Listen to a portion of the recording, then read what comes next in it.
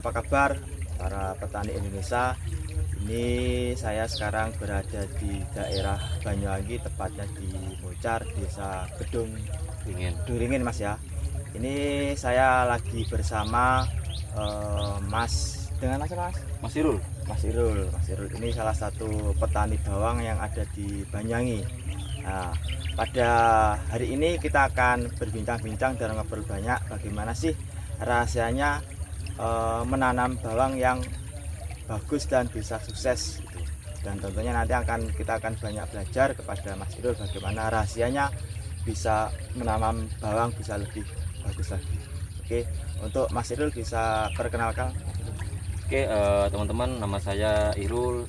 Saya dari Keduringin, Banyuwangi atau Kecamatan Muncar. Saya sekarang lagi menanam bawang merah seperti itu. Bawang merah ya. Ini kira-kira untuk luas lahannya berapa, Mas? Kalau ini luas lahannya tuh kalau di sini nyebutnya tuh sak wolon atau 1/8 hektar, Mas. Satu wolon. Satu wolon. 1/8 hektar. Ya, kalau bibitnya itu habis kalau nggak salah kemarin 75 kilo. 75 kilo. Alhamdulillah, kan biasanya kalau tanam bawang merah itu kan banyak yang sulam itu. Oh iya ya. Tapi alhamdulillah saya siapin 1 kilo itu ternyata cuma sedikit yang bolong-bolong yang belum ketanam sama yang tanam gitu. Jadi alhamdulillah banyak yang tumbuh ya, Mas. Gitu yang tumbuh ya. Terus ini Mas sekarang untuk tanaman bawang merah yang ada di belakang ini kira-kira sudah umur berapa? Sekarang untuk per hari ini ya, ini sekarang sudah usia 55 HST ya. 55 HST. Ya, sekarang. Ini. Ini. Terus untuk rencana dipanen kira-kira umur berapa gitu? Insya Allah besok Mas usia 56 karena sekarang katanya harganya lagi bagus dan juga sudah waktunya panen. Insya Allah besok usia 56 kita petik gitu. Terus ini Mas Irul, menurut Mas Irul apa sih kendalanya misalkan menanam bawang itu kendalanya di apa gitu? Kalau bawang merah itu Mas, pertama kan kita nyebutkan di awal dulu ya. Jadi kayak gini. Jadi kalau teman-teman di sini, ini kan saya masih juga pemula ya. Saya baru beberapa tanam dan alhamdulillah dikasih rezeki sama Allah. Dan yang pertama itu kalau untuk tanam bawang merah itu yang pertama adalah siapin lahan sama bibitnya. Jadi lahannya memang benar-benar harus bagus. Yang kedua bibitnya juga harus benar-benar bibit yang sudah siap tanam. Karena saya dulu pernah tanam itu bibitnya yang belum siap tanam, ternyata hasilnya juga kurang maksimal. Meskipun bagus tapi kurang maksimal. Tapi kalau bibitnya sudah matang atau siap tanam, itu ternyata pertumbuhannya itu lebih enak dan lebih mudah. Itu yang pertama. Yang kedua tadi soal pengolahan lahan. Jadi pengolahan lahannya ini di sini tuh bawang merah ini suka air tapi nggak suka air, nggak suka terlalu banyak direndam. Gitu. Jadi kalau bisa itu sirkulasi untuk air masuk sama keluarnya itu gampang. Jadi kalau hujan deras dia bisa menampung langsung bisa keluar gitu. Jadi emang itu yang paling penting itu. Dan yang kalau kendalanya di tanam bawang merah ini bisa pertama karena rumput ya, bisa juga karena kalau musim hujan sekarang ini Mas kayak kalau di sini nyebutnya itu moler. Moler itu kayak kuning-kuning terus mekrok gitu Mas. Atau mekrok gitu terus nanti itu kayak akarnya busuk. Nah, itu kalau dicapai kayak layu fusarium. Nah, terus yang ketiga bisa karena hama atau ulat. Nah, ya. Biasanya yang paling rawan cuma 3 itu dari dari rumput yang tumbuhnya itu luar biasa, dari molar sama dari hama ulat tadi itu. Nah, itu masalahnya di tanam bawang merah. Ya. Terus jadi gini Mas, ini kan kita lihatkan ini cuacanya sangat ekstrim ya. Tentunya salah satunya di curah hujan yang begitu tinggi. Nah, apakah berpengaruh di tekanan curah hujan yang tinggi ini untuk di tanaman bawang Mas kira-kira? Sebetulnya bagi petani sih Mas, kalau tanam bawang merah di musim hujan tuh seneng. Karena apa? Karena kalau bawang merah ini Mas, kalau musim kemarau kalau bisa kan 5 atau 6 hari sekali itu harus disiram. Nah, kalau kita musim hujan itu sebenarnya lebih enak, kita tidak melakukan penyiraman. Cuman ya itu masalahnya, kalau sirkulasi airnya tadi tidak lancar, akhirnya tanahnya melembab, akhirnya banyak jamur atau bakteri jahat yang berkembang di situ bisa memakan tanaman. Tadi bisa menyerang tanaman hingga akhirnya tanaman bisa kena kayak layu gitu Mas. Jadi rusak. Kalau sudah rusak layu, dia nggak bisa Mas, umbinya nggak bisa keluar. Jadi harus dicabut supaya tidak menyebar. Karena di sini tuh Mas, banyak sekali tanaman tuh yang mengeluh. Jadi kayak kemarin tuh ada temen tanam ternyata yang kena kalau di sini nyebutnya tuh londot ya, londot itu atau busuk di pokoknya itu busuk. itu banyak juga diumbunya busuk, itu banyak juga di sini. Akhirnya kemarin punya teman itu rata-rata di sini tuh usia 50 dipanen, Mas. 50? Iya, kadang nggak sampai 50 dipanen. Karena apa? Karena daunnya rusak dan karena banyak yang busuk. Karena busuk ini kalau nggak segera dicabut bisa menyebar. Tapi alhamdulillah punya saya ini aman, Mas. Aman ya. Ada nggak yang busuk? Ya saya nggak bisa mengatakan tidak ada, cuman alhamdulillah bisa terkontrol gitu. Jadi di situ ada yang lubang bolong-bolong. Nah itu karena dulu awal-awal waktu curah hujan hampir setiap hari itu terserang. Tapi alhamdulillah kita sudah tahu cara penanganannya seperti itu, Mas. Iya, iya. Terus kalau misalkan dibanding dari punya teman-teman petani yang lain, kalau yang ini kira-kira keunggulannya di apa, Mas? Jadi gini, Mas, ini kan lahan baru pertama kali tanam bawang merah. Oh, baru pertama? Baru pertama di sini lahan ini ya. Karena kata teman-teman itu kalau baru pertama tanam itu biasanya katanya nggak begitu bagus. Tapi alhamdulillah punya saya ini mulai usia awal sampai sekarang loh, buat 55 ini salah satu kategori yang bagus. Jadi kalau teman-teman di sini, teman petani ngomong, punyamu wapi. Jadi kuat noe sampai usia 55 lebih gitu. Nah, jadi ini baru pertama kali tanam bawang merah, dan punya teman-teman juga ada yang baru pertama tadi di barat tadi ada itu sudah usia 50 sudah dipanen. Jadi pohonnya nggak bisa besar, terus rumputnya itu Mas banyak kalau yang di barat tadi kemarin dipanen. Sama ini selisih 4 harian. Ini sekarang usia 55, sekarang di sana kalau belum dipanen usia 51. Ya.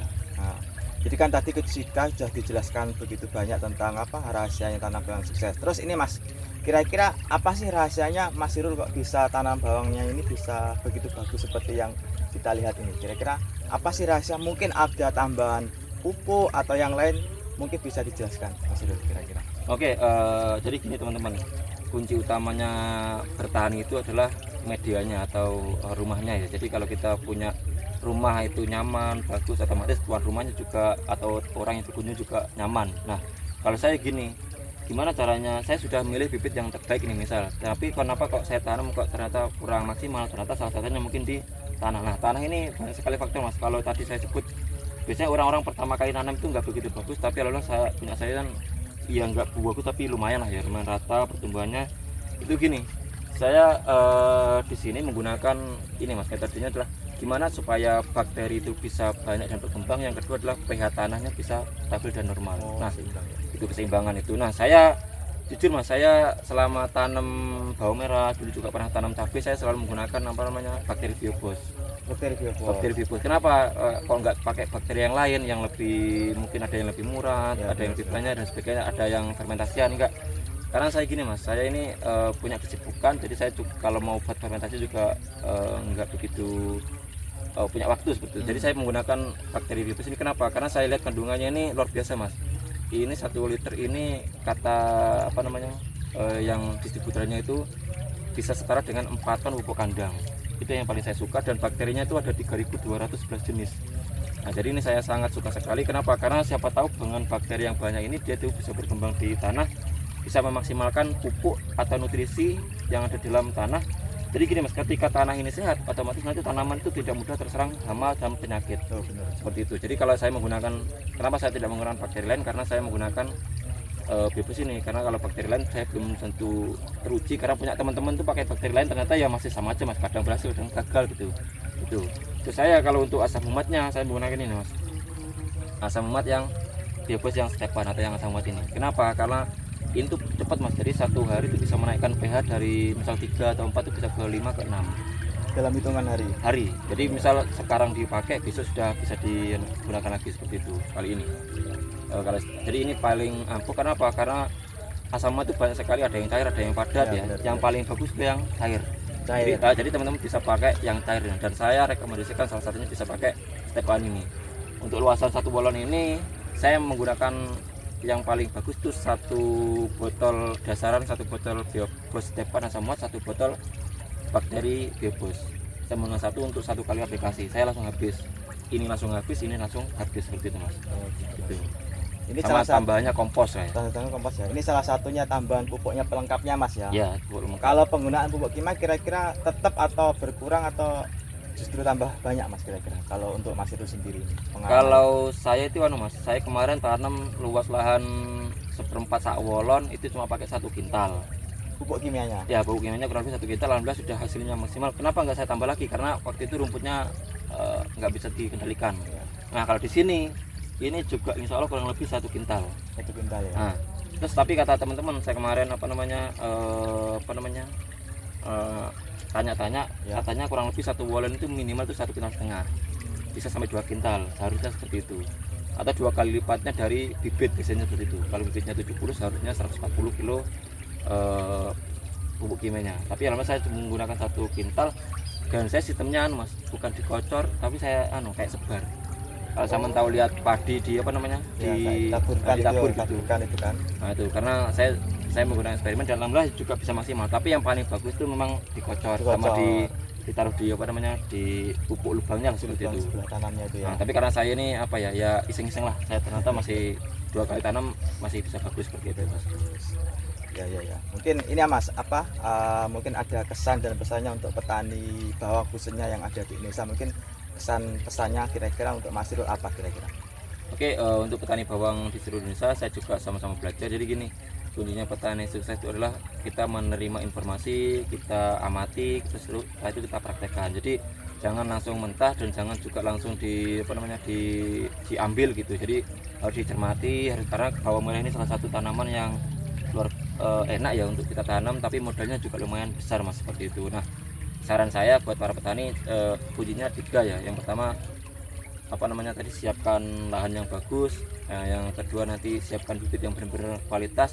Nah yang ketiga kalau bisa menggunakan bakteri sama pembenahan tanah tuh yang bagus, sama asam umatnya juga yang paling bagus. Karena kuncinya kalau asam umatnya nggak begitu bagus, nanti banyak yang lodot kalau di sini, kalau ada kena cakar ayam itu bisa langsung berpengaruh di bawang merah. Karena di sini banyak juga petani yang gagal panen. Alhamdulillah saya itu baru pertama belajar 2 kali tanam ini, alhamdulillah ya dikasih Allah tuh rezeki gitu. Jadi alhamdulillah tanamannya juga lumayan bagus gitu. Itu yang saya pelajari. Jadi teman-teman jangan pernah menyerah. Bagi yang petani yang gagal tidak apa-apa, kita ulangi lagi, kita setting ulang lagi, kita belajar lagi supaya pengolahannya benar-benar bagus. Dan insya Allah besok kita juga akan panen, kita juga tinggal hasilnya nanti berapa bobotnya jadi berapa gitu. Semoga nanti hasilnya bisa maksimal seperti itu mas. Mungkin itu yang bisa saya sampaikan. Oke, terima kasih Mas Irul. Mudah-mudahan apa yang Mas Irul sampaikan ini nanti pertama bisa berguna dan bermanfaat untuk kita semua, khususnya untuk petani bawang yang ada di Indonesia. Nah mungkin itu saja penjelasan dan informasi dari kita, kurang lebihnya mohon maaf. Saya akhiri. Assalamualaikum warahmatullahi wabarakatuh.